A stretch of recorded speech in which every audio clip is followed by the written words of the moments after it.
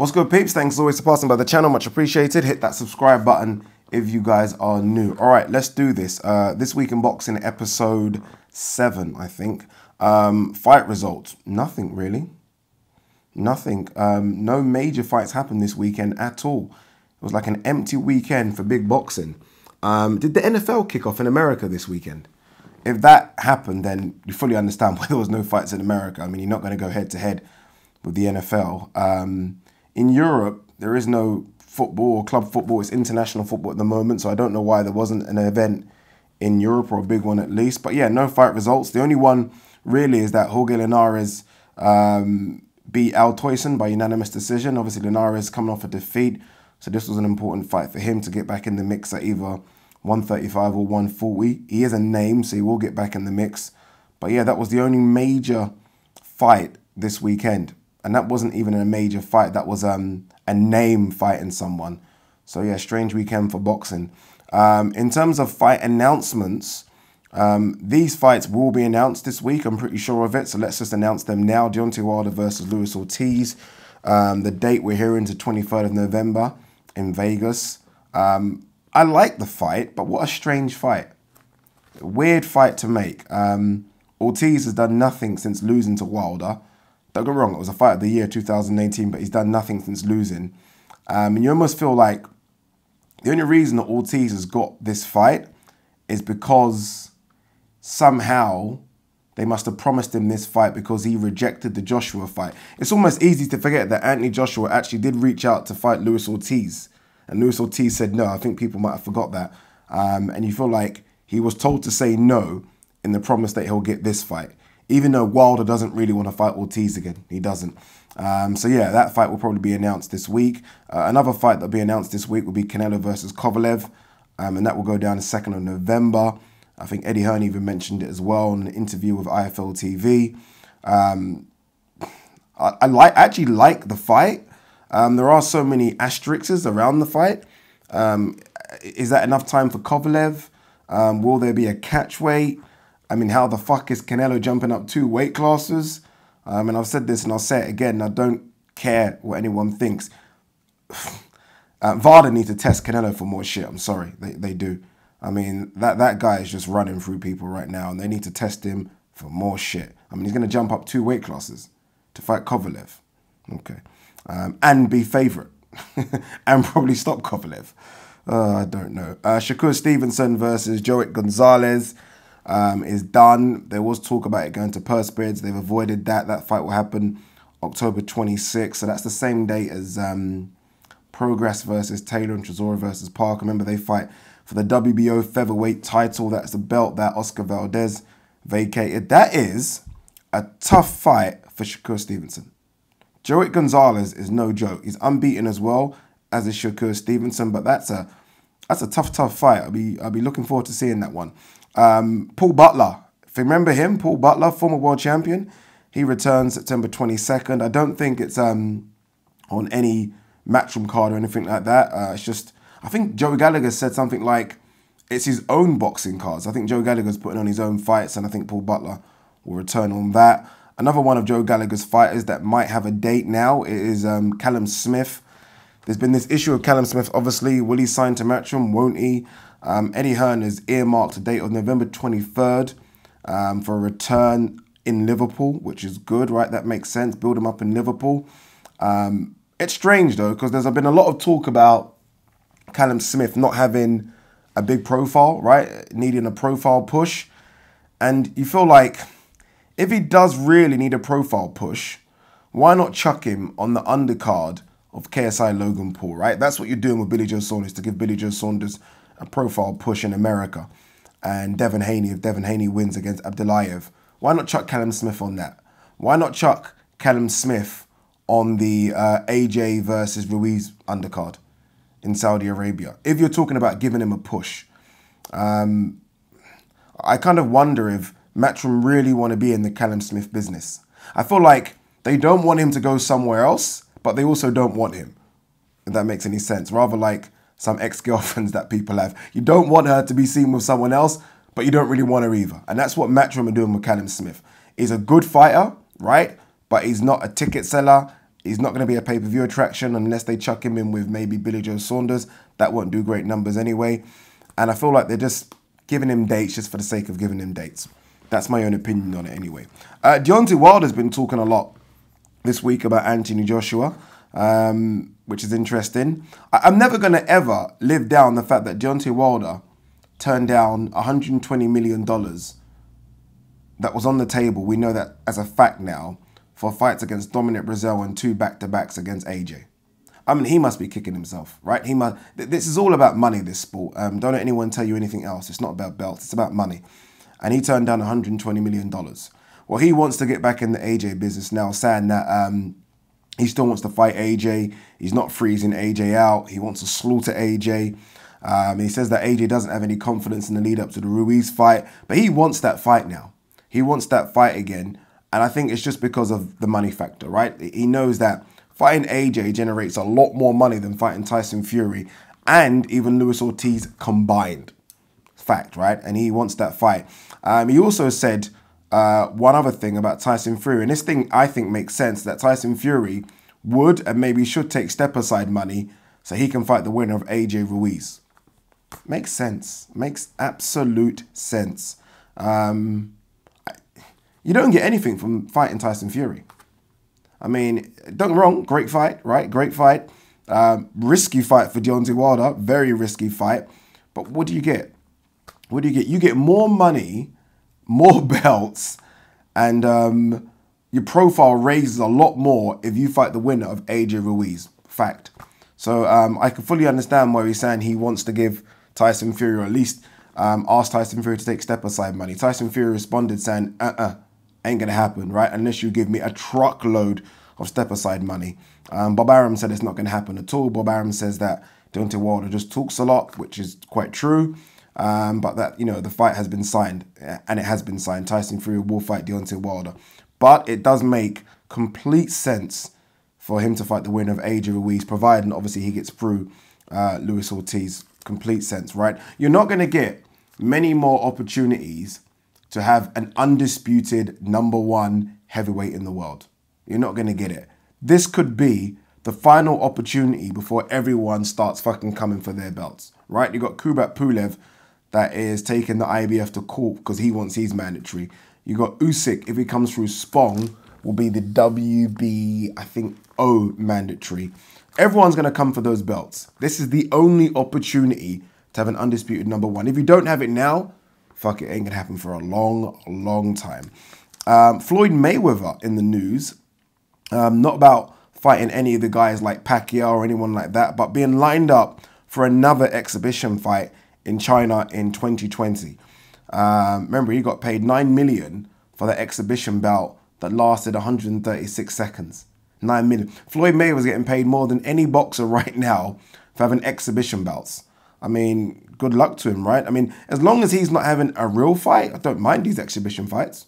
I mean, get the money. If you can get the money, if China are willing to pay Floyd Mayweather 10 to 15 million, that's what we're hearing, for what will be a glorified sparring session, I mean, Floyd's winning. Floyd is winning. Obviously, this week was the press conferences for AJ Ruiz, Saudi Arabia, New York, London. Got boring, to be fair, after New York. Just the same thing. Saudi Arabia was a very weird but interesting press conference. Eddie Hearn said that they spent around £1 million on the press conference. I don't think we got to really see it in full, exactly what it was, but £1 million on a press conference. Crazy, right? AJ's been talking a lot. Obviously been asked a few questions. He's spoken about what went wrong. He's spoken about the referee. He's had to explain as well that lucky punch. Remember, he said that Ruiz caught him with a lucky punch from the gods. And what he meant, or what he's saying he meant, was that Ruiz caught him at exactly the right spot.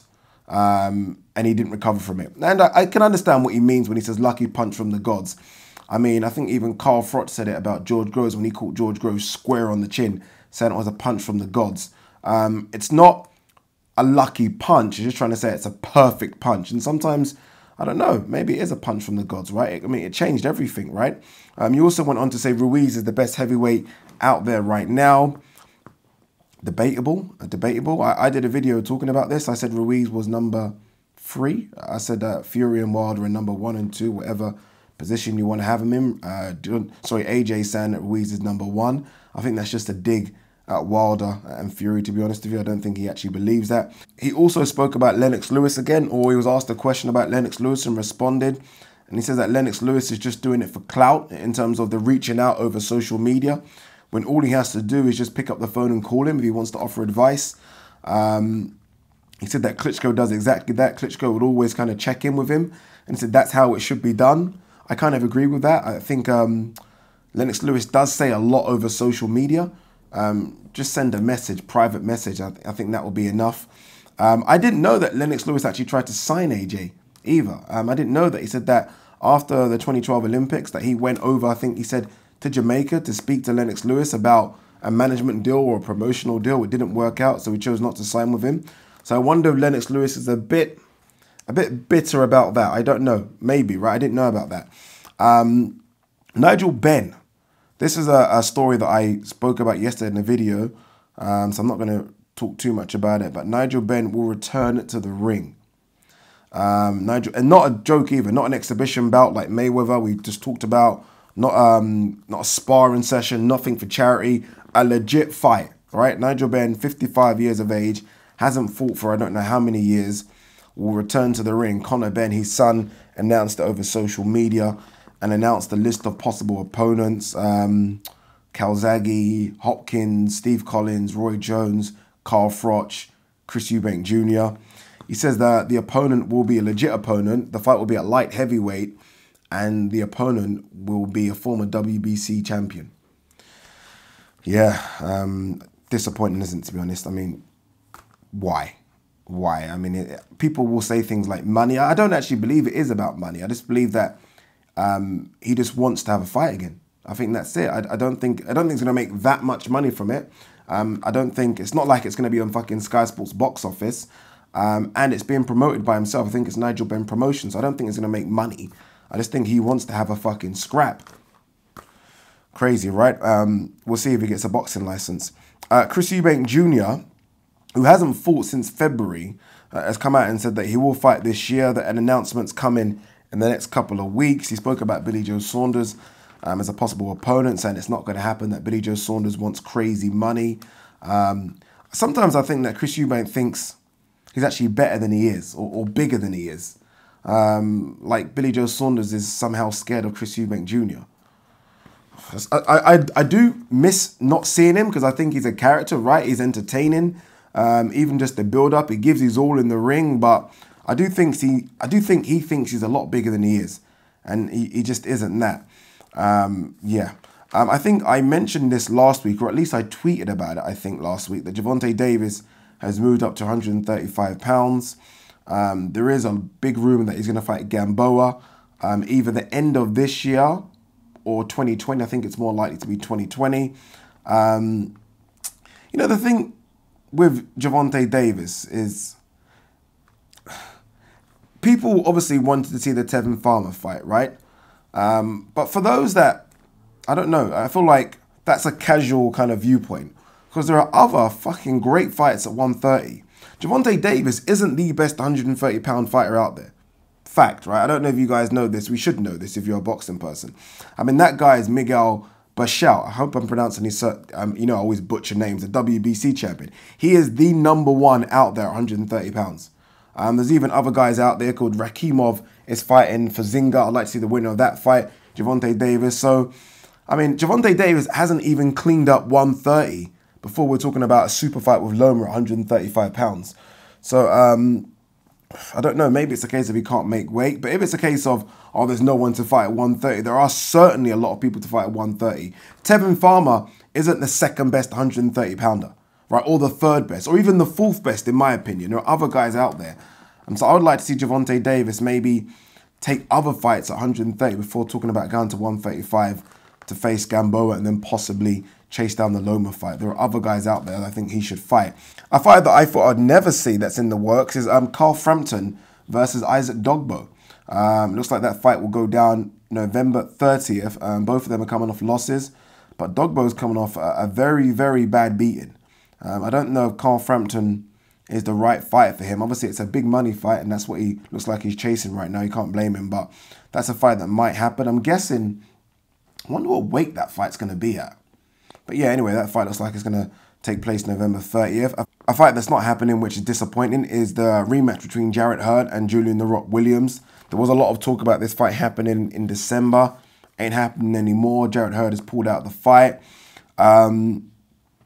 Look, I'll be honest with you. The reason I think Jarrett Hurd has pulled out the fight, and I mean, shoot me down if you want, is the fact that Julian Williams won the belt, obviously. Him and his trainer said, look, happily they'll take the rematch, but that Jarrett Hurd needs to sign up for VADA testing 90 days prior to the rematch. All of a sudden, they've been saying this over social media since they won the fight, by the way. All of a sudden, Jarrett Hurd, who was very keen on getting his belts back, isn't so keen. I've said already that I think he's the biggest 154-pounder I've ever seen in my life, like the biggest. Maybe he'll go to 160 right now, but yeah, that fight isn't happening, and I have my suspicions as to why. Heavyweight news here. European champion, or former European champion, Agit Kabayel, remember the guy that beat Derek Chisora, has signed with Top Rank. So he's vacated his European belt, and he's going to go off to America and see what Bob Arum and Top Rank and ESPN can do for him. Another heavyweight, Carlos Takam, will take on Craig Lewis September 14th. Remember, Carlos Takam, who was supposed to fight Usyk, signed with a new manager, new promoter, I think a new trainer, and they pulled him from their Usyk belt because they want to try and build him up their way. I understand it. I understand what they're doing. Carlos Takam has been pretty much a challenger in a lot of his big fights recently, and they want to put him in a position where he's no longer a challenger and he's actually trying to get a world title fight legitly rather than just be a guy that's bought in to lose, really. I mean, Joshua to lose, Usyk to lose, but bought in to kind of build him up himself and see what he can do in the heavyweight division. Might work, might not. The one or the news that's got everyone really either pissed off or at least talking is that KSI versus Logan Paul will land on DAZN November 7th. I'm hearing as well that it'll be on Sky Sports box office. Yeah, bit crazy that. Bit crazy. I've done a few videos about it, so we're not going to talk too much about it, but I'm mixed on it, if I'm honest with you. It's weird because you're going to have, especially if Billy Joe Saunders and Devin Haney fight on the undercard, you're going to have sort of real hardcore boxing fans in the arena, and you're going to have 90% of the fans in the arena being 18 to 24-year-olds screaming KSI and Logan Paul. I swear KSI has got like a group name or something. I don't know anyway, but yeah, that fight's going to take place in DAZN and Sky Sports box office, and it very well could be the biggest fight of the year. Fucking hell. Jarrell Miller is back in a few weeks. His ban is up, and Jarrell Miller will look to get his license back. His manager or promoter said that they will have a fight in October. That fight, or they want that fight to be Joe Joyce. Joe Joyce wants it to be Jarrell Miller. Hope it doesn't happen. Hope he fights a few Polish cab drivers for like £10. But we'll see. Pay-per-view figures. We're hearing that Loma versus Luke Campbell done around 250,000 buys. What do you guys make of that? I think that's a pretty decent number. That was more of a hardcore boxing fans fight. It wasn't a casual boxing fans fight. The whole card, I think, was a bit of a hardcore boxing fans card. So I think that's a pretty decent buy, 250,000, right? I mean, I think that's the kind of number that Errol Spence versus Kell Brook done a few years back. So pretty decent. We'll end on this one. Mikey Garcia wants Manny Pacquiao next. There's been a lot of talk about Mikey Garcia signing to DAZN. He's a free agent. Obviously, he's looking for the best deal. And he hasn't signed because he wants to basically get the Pac-Man fight. I like Mikey, but what planet does Mikey Garcia think he's on that he thinks you can come off an Errol Spence loss where you lost every single round and get the lottery ticket, which is Manny Pacquiao? Like, what planet are you on? I like Mikey Garcia. I think he's a warrior. I think he's a good boxer. I thought he would have done a lot better against Errol Spence, although I picked Errol Spence to win. But I'm sorry, you can't come off a loss like that and get Manny Pacquiao. There was talks about Mikey versus Danny Garcia. Fine, do that fight, right? Do that fight. That's a fight that makes sense for both. But yeah, it'd be disgraceful if he gets Pac-Man. It would be disgraceful. I can actually see a way in which he gets that, because Pac-Man still wants to fight, right? He's not going to get the Mayweather fight. I spoke earlier about Mayweather having exhibition fights, and he clearly doesn't want the Errol Spence versus Sean Porter win, especially if that winner is Errol Spence. So I can see how Pac-Man would like to fight Mikey. Mikey obviously a lot smaller than a lot of the 147s, but Mikey doesn't deserve that fight. And fingers crossed he doesn't get that fight. I wouldn't mind Pac-Man. Who can Pac-Man fight at 147? I don't know. It's going to be difficult, right? I mean, the one that I guess I want to see but isn't really going to happen is Terence Crawford. I wouldn't mind seeing that one. But I just pray that Mikey doesn't get it, because that's all that's wrong with boxing. If Mikey, coming off that loss, gets the Pac-Man fight, let's be honest, it is. Because it's, again, it's a lot of money, and you must feel that money or someone getting that money is someone that deserves it. And I don't think Mikey coming off a loss like that deserves it. Anyway, that's my news for this week in boxing. Peace.